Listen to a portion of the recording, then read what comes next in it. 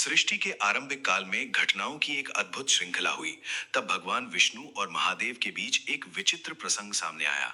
कहा जाता है कि एक समय भगवान विष्णु ने महादेव का कंठ इतनी शक्ति से पकड़ लिया कि उनके गले पर उस पकड़ के चिन्ह तक उभर आए।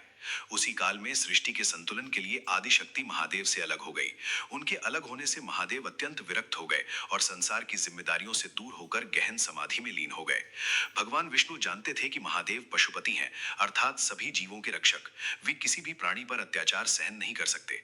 इसी कारण विष्णु ने अपने वाहन गरुड़ देव को आदेश दिया कि वे सर्पों का शिकार करें।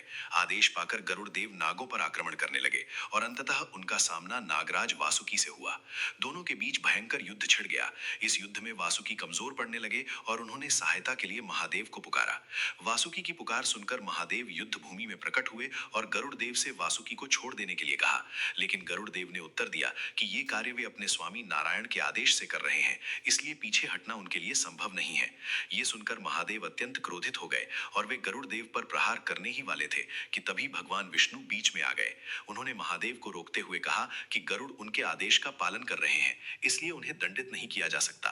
धीरे धीरे ये विवाद इतना बढ़ गया कि भगवान विष्णु और महादेव के बीच भीषण युद्ध छिड़ गया।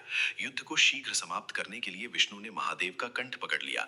उनकी पकड़ इतनी प्रबल थी कि महादेव के कंठ पर उसके निशान पड़ गए। इसी कारण उन्हें सितकंठी भी कहा जाता है।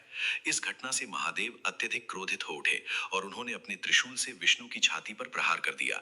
जब विष्णु को पीड़ा में देखा तो महादेव को तुरंत पश्चाताप हुआ कि उन्होंने क्रोध में आकर ये क्या कर दिया।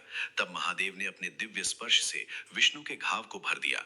इसके बाद विष्णु मुस्कुराए और बोले कि ये सब उनकी ही लीला का एक भाग था, जिससे संसार को एक गहरा संदेश मिले।